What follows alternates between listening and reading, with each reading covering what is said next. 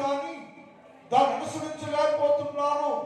అందుకనే ప్రపంచంలో క్రైస్తవులు అనబడేవారు ఆత్మీయమైన డెవలప్మెంట్, ఆత్మీయమైన ఎదుగుదల లేదు అని రాయబడింది. క్రైస్తవుడు అయితే, విశ్వాసం అయితే ఖచ్చితంగా నీవు యేసు ప్రభువులో ఎదగాలి. ఎదగలేదు, ఆత్మీయంగా ప్రార్థనలో, భక్తిలో, ఆత్మీయ స్థితిలో ఏ మాత్రము ఎదుగుదల నీకు లేదు అంటే వాక్యాలు వింటున్నావు కానీ దాన్ని అనుసరించే జీవితం నీకు లేదు. ఆమె అనుసరించకపోతే ఎప్పటికీ నువ్వు ఎదగలేవు. దేవుని కుమారుడిగా ఉండే హక్కు కోల్పోతారని ఉదయకాలు వచ్చుకున్నవారు అంటే ప్రతి క్రైస్తవుడు మనస్సాక్షి ఆలోచించాలి. ఈ విశ్వాసం వచ్చారు, విశ్వాసం ఉన్నా నేను ఎదుగుచున్నానా, క్రమక్రమంగా మొక్క నుంచి రానయ్యానా, ఎదుగుచున్నానా, నా భక్తి ఎంత ఎదిగింది, నా ప్రార్థన ఎంత ఎదిగింది, ఆత్మీయ జీవితం ఎంత ఎదిగింది, ఎంతవరకు నేను ఆత్మీయంగా ఎదుగుతున్నానని ఎవరికి వారు పరిశీలన చేసుకోవాలి. ఎదగైపోతున్నామయ్యా అంటే ఏం చెప్పేసంటే మీరు వింటున్నారే కానీ, ధర్మశాస్త్రాలు వింటున్నారే కానీ దాని ప్రకారం జీవించడం లేదు. అందుకని మీరు రీతిమంతులు కాలేకపోతున్నారు. యేసయ్య అన్నాడు, మీరు రీతిమంతులు కావాలంటే యెహోవా ధర్మశాస్త్రము వినువారు దేవుని ఎదుట నీతిమంతులు కాలేరు అని రాయబడింది. వింటూ గొప్పతనం కాదు, విన్న దానిని ఆచరిస్తూ విన్న దాని ప్రకారం జీవించాలి. ఏ వింటున్నావో, ఏ బోధిస్తున్నావో, ఏ వాళ్ళు వింటున్నావో విన్నదాన్ని జీవితాల్లోకి అన్వయించుకుని దాని ప్రకారం జీవించాలి అని భక్తుడయ్యా నేను జీవించలేకపోతున్నానయ్యా, కారణం అంటే నాకు బుద్ధి లేదు అని చెప్పేకామైన వారు. నాకు బుద్ధి లేదు, జ్ఞానం లేదు, తెలుగు లేదు, విశ్వాసనే నిర్ణయించబడిన వాడిని, ఎన్నుకోబడిన వాడిని, ఎన్నుకోబడి దేవుని ఆత్మచేతో ముద్రించబడ్డాను. కానీ నా జీవితంలో ఆత్మీయ ఎదుగుదల లేదయ్యా. కారణం అంటే నాకు వాక్యానుసారం జీవించే జీవితం, వాక్యానుసారంగా జీవించలేకపోతే ఎప్పటికీ క్రైస్తవుడు కాదు. వాక్యానుసార ప్రకారం బతకలేకపోతే విశ్వాసం మరుపోవటమే. నీ విశ్వాసమి అని మరుగు పిలుస్తున్నప్పటి నుంచి నీ జీవితంలో దేవుని యొక్క సాక్ష్యాలు పొందలేవని ఉదయం ధ్యానం చేశాం. ఎవరైతే యేసుక్రీస్తు ప్రభువుల వారి యొక్క ధర్మశాస్త్రం ప్రకారం జీవించకపోతే నష్టం ఏంటంటే, ఎవరైతే యేసుక్రీస్తు ప్రభు ధర్మశాస్త్రాన్ని అన్వయించుకొని దాని ప్రకారం ప్రవర్తించకపోతే, దాని ప్రకారం జీవించిన వారు చేయరాని కార్యాలు చేస్తారు. వారి దేశంలో ఘోరమైన కార్యాలు చేస్తూ ఉంటారు. యేసు ప్రభు చిత్తాన్ని లోబడకుండా ఉంటారని లేఖనాలు రాయబడింది. వాక్యాన్ని ముందుగా ఆ మాట చూద్దాం. ఇర్మియా గ్రంథం 23వ అధ్యాయం 9 నుంచి చూద్దాం. ఇర్మియా 23:9 నుంచి చూద్దాం. ఇర్మియా గ్రంథం ప్రవక్తలకు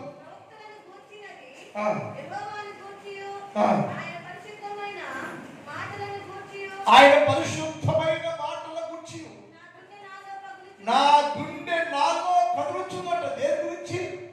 దేవుపదేశం పరిశుద్ధమైన వాక్యట, పరిశుద్ధమైన మాట అంటది. అది విని అనుసరించాలట. యేసుక్రీస్తు ప్రభువుల వారి వాక్యాన్ని, ధర్మశాస్త్రాన్ని విని దాని ప్రకారము అనుసరించాలను. అది పరిశుద్ధమైన వాక్కు, శ్రేష్టమైన వాక్కు. అది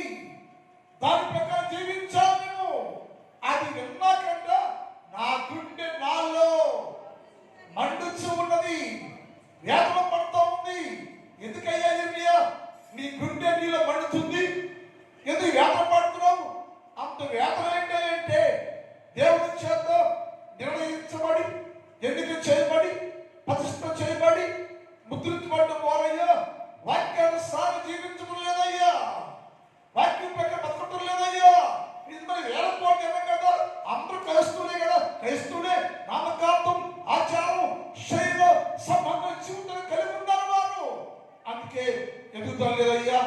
ఏమంటే వాడు నా గుండె నాలో మండించి ఉందయ్యా.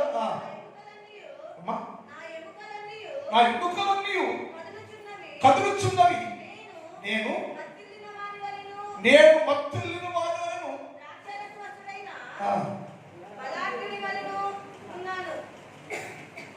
ఎందుకని ఆయన మాటలను గురించి నాకు భారం ఉందయ్యా.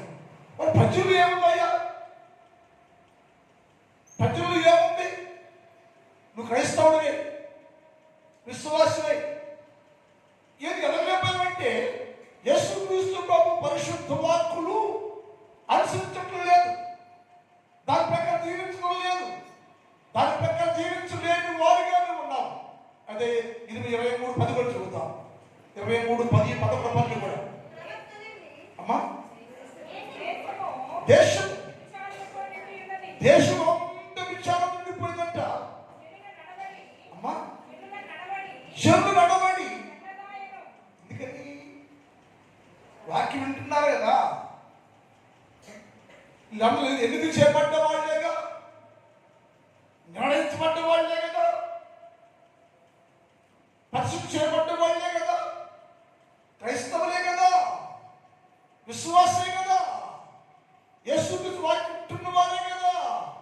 అలా జరగడానికి కారణం ఏంటంటే యేసుక్రీస్తు గొప్ప ధర్మశాస్త్ర ఉపదేశాన్ని విని దాని ప్రకారం జీవించినందువలన, దాని ప్రకారం ప్రకటించడం వల్ల, యేసుక్రీస్తు ధర్మశాస్త్రానుసారంగా జీవించిన కారణం చేత నడవడిక చెడిపోయింది, ప్రవర్తన చెడిపోయింది, మార్పు చెడిపోయింది, అసహ్య జీవితం జీవిస్తున్నావు నువ్వు. ఎందుకయ్యా అంటే నువ్వు వింటున్నావు కానీ నిన్న వాక్యాన్ని రంగులోకి ఆహ్వానం లేదు, హృదయం లేదు. వాక్యానుసారమైన జీవితం జీవించడం కారణం చేత, వాక్యం ప్రకారం బతకడం కారణం చేత చేయడానికి కారణం చేస్తున్నావు నువ్వు. తర్వాత వారి శౌర్యమా, వారి శౌర్యమా ఒకటేమో చెడిపోయిందంట, మార్పు చెడిపోయిందంట, అన్యాయస్తులకు మారిపోయినట్ట. అన్యాయం చేస్తున్నావు, నీ శౌర్యం ఉందే, నీ బలం ఉందే, అన్యాయంతో నిండిపోయింది. ఎవరయ్యా వీళ్ళు? లోకస్తులా కాదే, విశ్వాసులు, దేవుని పేరు జనాంగం, క్రైస్తవ పిల్లలు, పచ్చని చేయబడ్డవారు. మరి నీవెందుకు ఈ కింది నుండి అంటే వింటలేదా వాక్యం? గుడికి అంటలేదా? వెళ్తున్నామయ్యా. వాక్యం వింటున్నామయ్యా, కానీ విన్న వాక్యాన్ని జీవితాల్లో అనుసరించటం లేదు. వాక్యాన్ని లేక ధర్మశాస్త్ర గ్రంథం రాసిన మాటలు, ఉపదేశాన్ని విని దాన్ని అనుసరించి నడవని కారణం చేత నడవడిలో మార్పు, జీవితంలో మార్పు, న్యాయం కోల్పోయి అన్యాయస్తులుగా ఉంటూ దేవుడు జీవించలేకపోతున్నావు. నేను కారణం ఏంటి అంటే వాక్యం విని లేచిపోతున్నావు, కానీ అరికట్టకి ఇంటికి వెళ్తాము లేచిపోతాం, బుర్రకథకి వెళ్తాము లేచిపోతాం, టీవీలు కూర్చుంటాము, అందరూ సినిమాలు చూస్తారు లేచిపోతారు. అలా లేచిపోతే బైబిల్కి దాని సంబంధం లేదు. బైబిల్కి దాని సంబంధం. నేను ఇంటికి వెళ్ళాను, ఈ గోడ దాకా టీవీ ఎంత బయట ఉంటుందా? ఈ మాతృ భాష. ఆ టీవీ చాలా పెద్ద ఉంది, చాలా ఉంది. ఎంత ఉంది అడిగాను. జ్యోతిబాబు అన్నాడు, అయ్యా ఇది చాలా ఉంది అడిగాను అన్నాడు. ఆయన అడిగా అంటే ఎంత ఉంటే 30 లక్షలు అంట. ఎంత? 30 లక్షలు పెట్టి టీవీ కొలిచి వస్తున్నావు నువ్వు. దుర్మార్గుడా, విశ్వాసి చెప్పాలి, విశ్వాసి ప్రార్థన పడడం. అలాంటి అతను 30 లక్షలు పెట్టి టీవీ అవసరమా అంటే నీ జీవితం అందుతావేంటి? అదే పువ్వా? మనుషులు చెడిపోయారు ఏంటంటే వాళ్ళ నడవడి చెడిపోయింది, నడవడికి పాడైపోయింది, బతుకు పాడైపోయింది. నీ బతుకు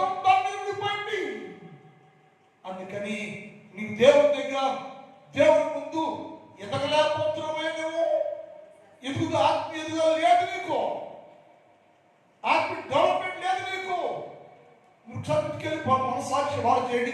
నేను ఎంతవరకు రక్షించబడిన తర్వాత నేను ఎంత ఎదిగాను ప్రార్థనలో, వాక్యంలో, భక్తిలో, విశ్వాసంలో స్థిరమైన ఉందా, ఎదుగుతూ ఉందా అని పరీక్షించుకుంటే అది జీరోగా ఉంటే నేను జీవితం వ్యర్థం. అసలు ఎందుకు ఎదగలేకపోయావంటే నీ దగ్గర ఏంటంట వాక్యానుసారంగా ప్రవర్తించే జీవితం నీకు లేదు. అందుకని ఆ నడవడికలో మార్పు ఉందంట. అన్యాయం, నీతి, న్యాయం అన్యాయంగా మార్చేసినట్ట. తర్వాత కనుక శాపగ్రస్తమై దేశము దుఃఖపడతాయో. ఈ దేశంలో ప్రజలంతా దేవుని ప్రజలే కదా, దేవుని జనాంగమే కదా. వాళ్ళ నడవడిక సరిగా లేక, జీవితం సరిగా లేక, పొద్దులోనే ఉండి ప్రార్థనలో ఉండి ప్రపంచంతో లాగుంది. మనమే కసుని మనమే కాదండి, క్రిస్తులో భక్తి క్రైస్తవుడు అనబడే అందరూ అలాగే ఇలాగ యాక్టింగ్ షోయింగ్ తెలుగు పదార్థం అట్లా ఇలా జీవిస్తున్నాం మనం. అన్నాడు ఎదగటయ్యా, ఎదగాలి. నేను ప్రేమలోను విశ్వాసంలోను అన్ని విషయాల్లో ఎదిగేవారుగా ఉండాలి. ఎదగటం లేదయ్యా.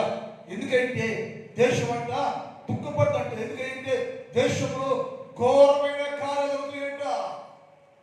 దేశంలో ఘోరమైన కార్యాలు జరుగుతుంట. దేశం అంటే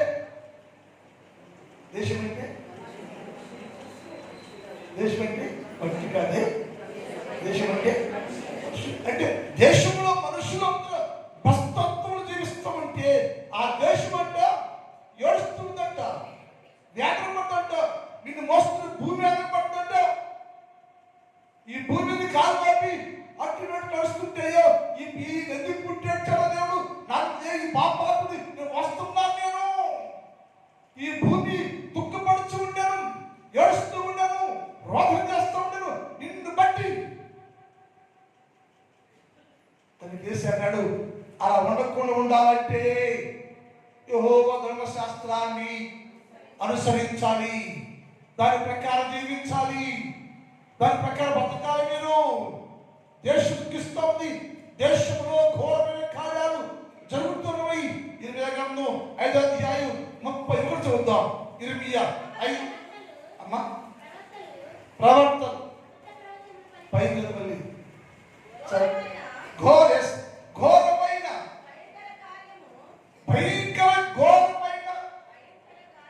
భయంకర కార్యము దేశంలో జరుగుతున్నాయట. ఎవరున్న దేశంలో? విశ్వాసులు ఉండేది. ఎవరున్న దేశంలో? పరిశుద్ధులు ఉండడం. ఎవరున్న దేశంలో? నిర్ణయించబడి వారు ఉండడం. ఎవరున్న దేశంలో? ఎన్నుకోబడిన వారు ఉండడం. ఎవరున్న దేశం అంటే ప్రతిష్ఠ చేయబడిన వారు ఉండడం. వారంట చేసే పనుల వల్ల దేశంలో ఘోరమైన భయంకర కార్యములు జరుగుతున్నది. ప్రవక్తలు ఆ జరుగుతుంటే ప్రవక్త ఏం చేయాలా? ఏం చేయాలండి? ఖండించాలి. ఖండిస్తే భయ్యలకి అంటే అన్నారు అంటారా? ప్రవక్త ఏం చేయాలి? సమాజం ఇప్పుడే కొడుక మొదటి కాదు. ఎవరు? నేనే. ఏమనుకోలేదు నేను. నువ్వు చెడిపోయేవాడి కారణం ఎవడు? నేను. ఎందుకని? నేను ఖండించలేక, దమ్ము నాగలేక, పచ్చిపోస్తుని చూసి భయపడి చూసి సరి బాగు చేయలేక భయపడిపోయి దాక్కుంటుంటే నా వలన నువ్వు పాడైపోయావు. నేనేం చేయాలంట? కుదరదు, చెయ్యో, ఉండకూడదు, తప్పు అని చెప్పే దమ్ము కలిగి ఉండాలి. చెప్పాలి. వింటావా? నీ కర్మ. వింటే మంచిది, వినపతి కర్మ. ఏమంటే దేశంలో ఘోరంగా జరుగుతుంది. దేశం చెడిపోయింది. వాక్యం బోధిస్తున్నటువంటి ప్రవక్తలే, బోధకులే అబద్ధాలు బోధిస్తుంటే, అబద్ధాలు చెబుతూ ఉంటే ఎట్లా ఉండయ్యా? ఎలాగ ఉండయ్యా? నాకు ఇచ్చి సదాకేంటే నీ సాంబోడు కావయ్యా. నువ్వు కావాలి నాకు. నీ పాప చూపు నాకు కావాలి. నేను మార్చాలి. నువ్వు మారాలి. నువ్వు పరిపూర్ణంగా ఉండాలి. నువ్వు పరిశుద్ధిగా ఉండాలి. నీ స్థితి మారాలి. నీ బతుకు మారాలి. అది ప్రవక్త ప్రయాస అయి ఉండాలి. అది ప్రయాసై ఉండాలి, ప్రభుత్వ భారమై ఉండాలి. అంతేకాని నీ డబ్బు కోట్లు తల్లుకోవడం కోసం కాదు. 30 లక్షలు టీం పెట్టాడు మాస్టర్ గారు మాట ఏంటి, మా ఇంట్లో సరే కూర్చుని నాకు కూర్చోడానికి సైకిల్ లేదు నాకు. మన జీవితాల్లో విశ్వాస జీవితం పాడైపోతుంటే ఖండించలేకపోవటం, సరిచేయలేకపోవటం. నువ్వు మాట్లాడిపోతే నాకేమి, మాట్లాడితే నాకేమి, నేనేం చేయాలా? ముందు చెప్పాలి, ఖండించాల్సిందే. అది కష్టం కలిగించచ్చు, కష్టం కలిగేసరికి సరి చేయడం నా బాధ్యత. సరి చేయటం బాధ్యత, సరి చేయాల్సిందే. సరే వాళ్ళు నువ్వు సరి చేయబడాలని, నువ్వు మారాలని, నువ్వు మార్పు కోసమే ఉపదేశించే సాగుడు కల్పిస్తావు తప్ప వ్యక్తిగతంగా నీకు విశ్వాసకి నాకేమి ఉండదు. నీ మేలు కోరి, నీ బాగు కోరి, నువ్వు బాగుండాలి, క్షేమంగా ఉండాలి, మారాలి, మనసు మారాలి, భక్తిగా ఉండాలి, యేసుక్రీస్తు ఎదగాలని విశ్వాసంతో సేవకుడు కల్పిస్తాడు తప్ప నుంచి కక్ష కనపడలేమి. ఇక్కడ ఏంటంటే దేశంలో ఘోరందట, చెడిపోయిందట. కారణం అంటే ప్రవక్తలు అబద్ధాలు బోధిస్తున్నారు, యాజకులు దాని పక్షులు ఏర్పడి యాజకులే ప్రవక్తలే సరిగా లేక, సరి చేయలేక, బాగు చేయకపోతే ఏమైందంటే అది పాడైపోయిందయ్యా, ఎదుగుదల లేదయ్యా. అప్పుడు అలాగే ఉందయ్యా, ఇప్పుడు అలాగే ఉంది. అప్పుడు అలాగే ఉంది, ఇప్పుడు అలాగే ఉంది. ఏ మార్పు వచ్చింది? పుట్టినప్పుడు అలాగే ఉంటావు, పెళ్ళినాక అలాగే ఉంటావు, పిల్ల పుట్టాక అలాగే ఉంటావు. ఏం మారింది నీ బతుకులో? ఆలోచించున్నా. నీ పిల్లలకండి, నీ పిల్లలు 5 ఏళ్ళు వచ్చిన లోపల మా అమ్మ మా నాన్న పరిశుద్ధులు చెప్పుకోవాలి. నీ పిల్లలకి 5 ఏళ్ళు వచ్చిన లోపల తల్లిదండ్రులకి 5 ఏళ్ళు ఆ తల్లిదండ్రుల గురించి బిడ్డ చెప్తే మా అమ్మ ప్రార్థన పరురాలు, మా నాన్న ప్రార్థన పరుడాలు అని నీ బిడ్డలు నీ గురించి సాక్షి చెప్పాలి. ఆ స్థాయి తల్లిదండ్రులు ఉండాలి. పెళ్లి కాకుండా అక్కడ వచ్చావు, పెళ్ళైనా కరెక్ట్గా ఉన్నావు, పిల్లలు పుట్టే కరెక్ట్గా ఉన్నావు, నీ పిల్లలు ఎంత అక్కడ ఉన్నావు, నీ పిల్లలు కూడా అక్కడ ఉన్నావు, నువ్వు నీ పిల్లలు ఒకేలాగా ఉన్నారు. నువ్వు చేయి. అమ్మకు గురించి చెప్తారు, అమ్మకు గురించి వేసి మాట్లాడుకున్నారు, అమ్మకు గురించి నిమిషాలు చేస్తారు. ఇంకేం ఏమమ్మా బికాస్ మీ ప్రపంచం దేశం పాడైపోయింది. ఏంటంటే దేశం భయంకరంగా అంటే వాక్యం లేదు, వాక్యం సారం లేదు. అందుకని ఎదుగుదల లేదు, ఎదగలేదు, ఎదగటం లేదు. ఎప్పుడు ఎదిగేది? ఎప్పుడు మారి చనిపోయినాక ఎదిగే అప్పుడే చేసిన ఉపయోగమే ఉండదు. అప్పుడు ఏం చేసిన ఉపయోగమేమి? ఇప్పుడే మార్చుకోవాలి. ఎందుకు చేశాడు? మీరు అన్ని విషయంలో యేసుక్రీస్తు వలె ఎదగాలి అన్నాడు. ఎదగలేకపోతానికి కారణం ఏంటంటే వాక్యానుసారంగా ధర్మశాస్త్రం ఉంటున్న వారు ఎప్పటికీ నీతిమంతులు కాలేరు, విని దాన్ని అనుసరించి జీవించేవారు నీతిమంతులుగా చేయబడతారు. వారు అన్ని విషయాల్లో అభివృద్ధి చెంది వర్తిస్తున్న విషయాన్ని ఉదయకాలంలో ధ్యానం చేస్తారంటే దేవుని పిల్లలు ఎలా ఉండాలంటే వాక్యాన్ని అనుసరించే వారుగా ఉండాలి, వాక్యానుసారంగా ఉండాలి, వాక్యానుసారం జీవించాలి. మనము ఆ జరగదంటే దేశము ఘోరంగా ఉందయ్యా. ఎందుకంటే అది పాడైపోయిందయ్యా. నడవడికి లేదు, చెప్పేవారు లేరు, గద్దించేవాడు లేరు. విశ్వాసగా ఉన్నాడు, విశ్వాస ఎదుగుపోయింది. కాబట్టి ఏం చెప్తే దేవుని వాక్యాన్ని వినేవారుగా కాకుండా విని దాన్ని అనుసరించేవారుగా ఉంటే నేను ఎదిగేవారుగా ఉంటావని లేక ఒకటేనంట. ఎదగాలంటే పసిపిల్ల వలె ఉండకూడదు. 2 వంచనకుని బోధ వినకూడదు. 3వది ధర్మశాస్త్రానుసారంగా జీవించాలి, అనుసరిస్తూ జీవించాలి. 4 ఇప్పుడు ఎలా ఉందంటే యేసుక్రీస్తు ప్రభువుని ఎదగాలంటే యేసుక్రీస్తు ప్రభువునే పరిచయం చేయాలట. యేసుక్రీస్తు ప్రభువుల పరిచయం చేయాలట. నీ పరిచర్య యేసయ్యలా ఉండాలట. ఎవరు యేసుక్రీస్తు ప్రభువుల వారి పరిచయం చేస్తారో వారు ఆత్మీయంగా డెవలప్ అవుతారంట. యేసుక్రీస్తు వలె పరిచర్య. అది ఏం చేసి యేసు ప్రభు పరిచయం చేశాడయ్యా? యేసు ప్రభు ఏం పరిచయం చేశాడు? మన పరిచయం చేయాలంటే చీపురు కొడవలేము, తొడవలేము, అయ్యగారి బ్యాగ్ పోయలేము. మొత్తం తక్కువ మంది నాకాన్ని కూడా పట్టుకున్న బ్యాగ్ పట్టుకుంటాడు. జోదా బట్టి మామూలే. ఆడని కాళ్ళు పట్టుకుంటాడు, కాళ్ళు వస్తాడు, కాళ్ళు చూస్తాడు, అన్నీ చెప్పాలి. అన్నీ ఇంట్లో తగ్గించుకుంటూ వెళ్తాం. అప్పుడప్పుడు నాగార్జున కూడా ఆటోలు వెళ్తాడు కాబట్టి నా బ్యాగ్ పోస్తూ ఉంటాడు. అన్ని వాటర్ బయట కూర్చుంటే అన్ని ఇస్తాడు. ఇటు చేయగలుగుతాడు. తిన్నాడు తగ్గించుకోవడం మన జీవితాల్లో ఆయన నాకు చేసి మంచోడు కాదు. పరిచయం మందులు జరగదు. యేసు ప్రభువులో పరిచయం చేసిన వాళ్ళు ఆత్మీయ ఎదుగుతారట. యేసు క్రీస్తు ప్రభువుల వారే పరిచయం చేస్తే ఆత్మీయ ఎదుగుతారట. యేసు ప్రభు ఏం పరిచయం చేశాడంట? యేసు ప్రభు వారు 30 సంవత్సరాలు నజరేతులో ఉండెను. యేసు ప్రభువుల వారు 30 సంవత్సరాలు నజరేతులో ఉండెను. నీ పరిచయం చెయ్యాలి అనుకునేసయ్యా.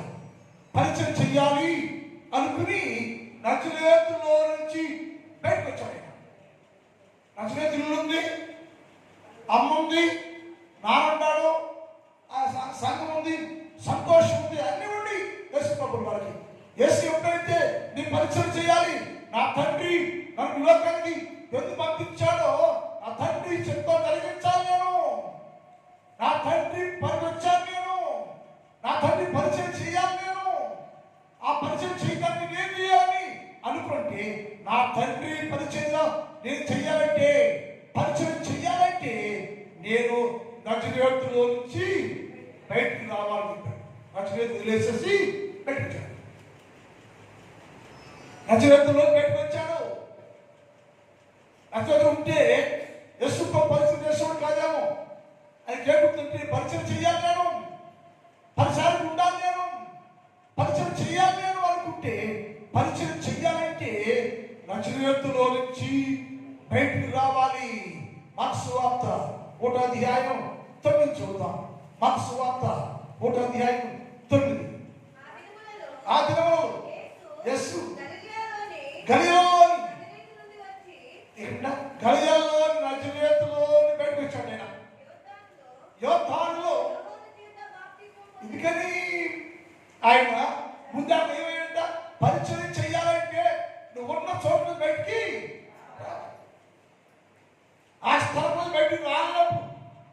స్టాటస్లో నుంచి, అహంకారంలో నుంచి, నేరస్తులో నుంచి బయటికి రాలేకపోతే అది మందిరమైనా ఇల్లైనా ఎక్కడ కూడా తగ్గించుకొని నమ్మకమైన పరిచర్య నీవు చేయలేవు.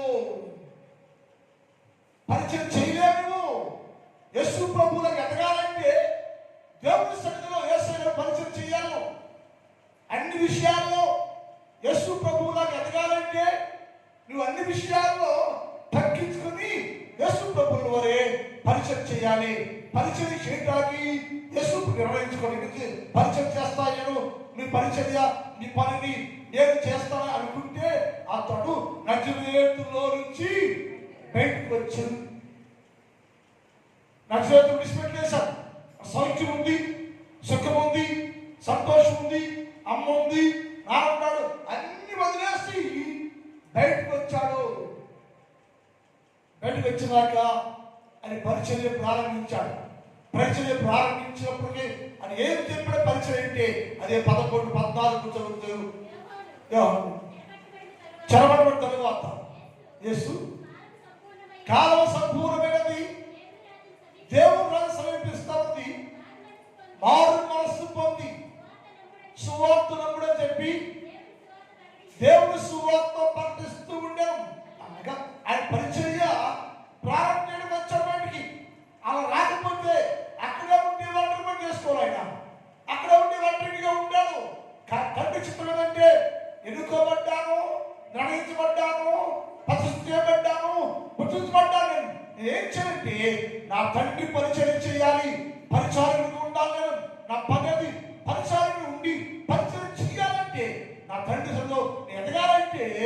బయటికి రావాలి. బయటికి రావాలి.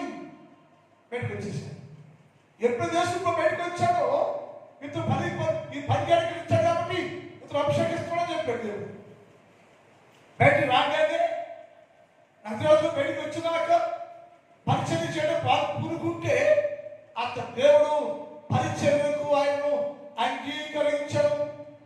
పరిచర్య కోసం నేను ఇతను ఎన్నుకున్నానయ్యో పరిచారకుడు అని చెప్పి యేసుక్రీస్తు ప్రభువుని పరిచయం చేయడానికి అంగీకరించాడు అంటానికి రుజువు ఏంటంటే వచ్చాడు. తొమ్మిది చెప్పండి. వెలుచుండగా సీమోను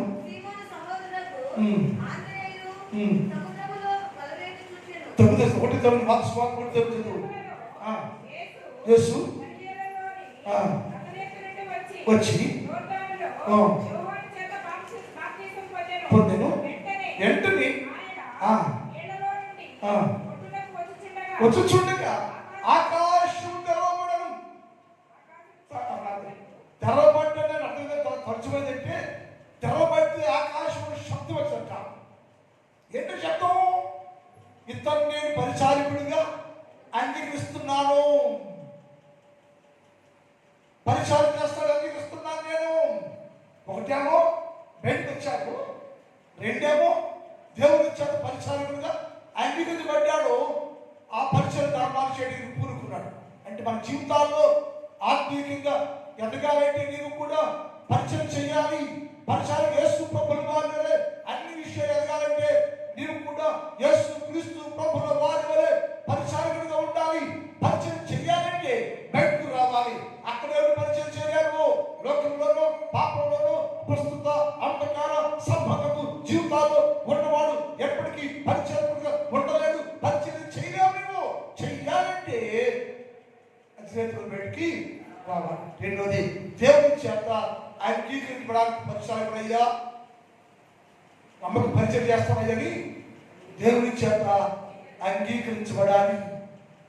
ఎవరు దేవుని చేత అంగీకరించబడతారో వారే అంతవరకు నమ్మకమైన పరిచర్యలు చేస్తారు. దేవుని చేత అంగీకరించబడిన వారు పరిచర్య కోసం ఏర్పాటు చేస్తున్నాను. నేను పరిచారకుడు మంత్రంలో పరిచయం చేస్తాడు, నా పరిచర్య ధర్మాన్ని నెరవేరుస్తాడు. ఎవరు దేవుని చేత అంగీకరించబడ్డారో వాళ్ళు నమ్మకమైన పరిచయం చేస్తూ ఉంటారు. ఆ పరిచయంలో మార్పే ఉండదు. పరిచయం యేసుక్రీస్తు ప్రభులాగా నువ్వు పరిచయం చేయండి. ఒకటి బయటికి రావాలి, రెండు అంగీకరించబడాలి, మూడోది ఆత్మాభిషేకం పొందాలట. ఇక్కడ మాట ఆత్మాభిషేకం పొందాలట. దేవుని చేత అభిషేకించబడినప్పుడు, దేవుని ఆత్మ చేత అభిషేకం పొందినప్పుడు వారు అన్ని విషయాల్లో తగ్గించుకొని పరిచయం చేస్తూ ఉంటే దేవుని వలె ఎదుగుతూ ఉంటారు. 1వ యోహాను పత్రిక 2వ అధ్యాయం 20వ చూద్దాం. 1వ యోహాను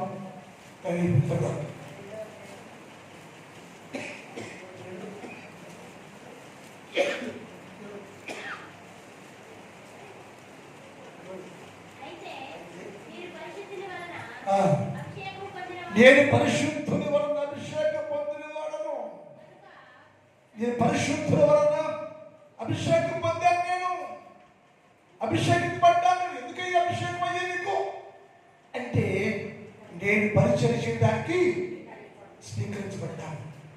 పరిచయం చేయడానికి పడ్డా కాబట్టి పరిచయం చేయాలంటే అభిషేకించబడాలి. ఒకటి బయటికి రావాలి, రెండు దేవుని చేత అంగీకరించబడాలి, మూడవది దేవుని చేత పరిశుద్ధత అభిషేకము పొందాలి.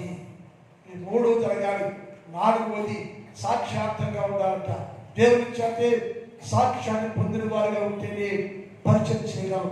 వారు అన్ని విషయాల్లో యేసుక్రీస్తు ప్రభువుని ఎదగగలరు. వారు అన్ని విషయాల్లో యేసుక్రీస్తు ప్రభువుని ఎదగగలరు.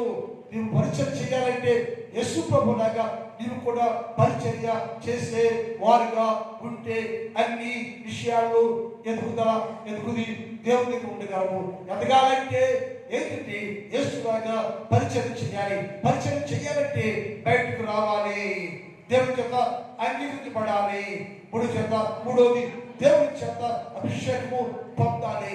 నాలుగోది దేవుని చేత సాక్ష్యాన్ని పొందిన వారు ఏడు సన్నిధిలో నమ్మకమైన పరిచయం చేస్తూ ఎదుగుతూ ఉంటారు. ప్రార్థన మిగిలిన భాగాన్ని రేపటి కాలం ధ్యానం చేద్దాం.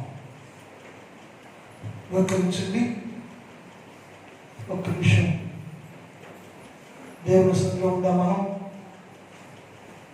ప్రేమలోను విశ్వాసంలో అన్ని విషయాల్లో యేసుక్రీస్తు ప్రభుల వారి వలె ఎదగండి అని ప్రభుల వారు మనతో మాట్లాడారు. ఎదగటానికి ఒకటి ఏం చెప్పంటే యేసయ్య ధర్మశాస్త్ర వాక్యాన్ని అనుసరించాలి, దాని ప్రకారం జీవించాలి అని చెప్పాడు. రెండోది దేవుని వల్ల నేను కూడా పరిచారకుడిగా ఉండాలి, పరిచయం చెయ్యాలి. పరిచయం చెయ్యాలంటే పరిచారకు ఉండాలంటే నీవు బయటికి లోకంలోంచి బయటికి రావాలి, దేవుని చేత అంగీకారాన్ని పొందుకోవాలి, ఆత్మలో అభిషేకాన్ని పొందుకోవాలి. దేవుని సాక్ష్యాన్ని పొందుకున్న వారు అన్ని విషయాల్లో దేవుని ముందు ఎదిగే వారిగా ఉంటారని లేఖనాల్లో రాయబడింది. దేవుని పిల్లారా, నీ జీవితంలో ఎదుగుదల ఉందా? ఎదుగుతున్నావా? ఎదగలేకపోతున్నావా? ఆత్మీయంగా డెవలప్మెంట్ లేకుండా పోయిందో అయితే ఈ రాత్రి కాలంలో ఆలోచించే యేసయ్యా, దర్శించయ్యా, నేను నమ్మకమైన పరిచయం చేయాలయ్యా, నీ సన్నిధిలో యథార్థమైన నమ్మకమైన పరిచయంలో ఎదగాలయ్యాను. నీ పరిచయం చేస్తూ దేవుని సన్నిధిలో నీలాగా ఎదగాలి ప్రభు, నీలాగా నేను పరిచయం చేయాలయ్యా అని అనుకుంటే ప్రభుత్వం మాట్లాడండి.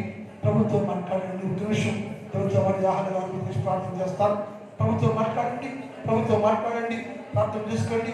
ప్రార్థన చేసి ఆత్మదేవ నీ స్తోత్రం, దర్శించయ్యా, దీవించయ్యా, అభిషేకించయ్యా, బలపరచయ్యా, మాట్లాడయ్యా, పరిచయం ధర్మాన్ని చేతువా, పరిచయం చేయడానికి అభిషేకించు, దీవించయ్యా. ప్రార్థన చేసుకోండి. దీవించిన గాక. ప్రార్థనలో ఉండండి. ప్రార్థనలో ఉందాం. దాని గారి ముందుకు వచ్చి ప్రార్థన చేస్తాం. ఎందుకో నన్నింతగా నీవు ప్రేమించితివో దేవా, అందుకో నా దీనస్తుతి పాత్ర. హల్లెలూయా యేసయ్యా, హల్లెలూయా యేసయ్యా.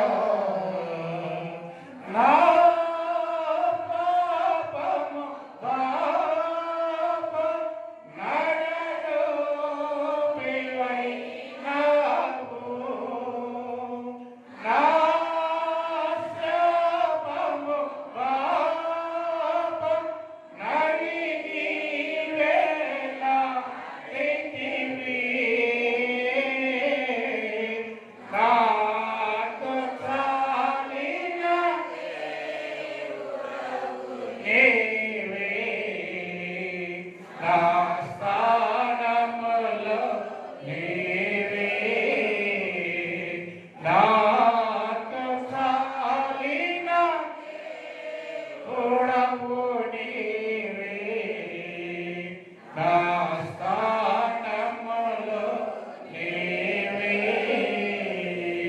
హల్లెలూయా యేసయ్యా, హల్లెలూయా యేసయ్యా. తండ్రి దేవుని ప్రేమ, కుమారుడు యేసుక్రీస్తు వారి కృప, పరిశుద్ధాత్మ దేవుని యొక్క సహవాసం ఇప్పుడు ఎప్పుడు ఎల్లప్పుడు సదాకాలము మనందరితో ఉండును గాక. ఆమేన్. ఎంత పొందాలండి? అన్యోడు వెళ్ళండి. అప్పుడు నిమిషం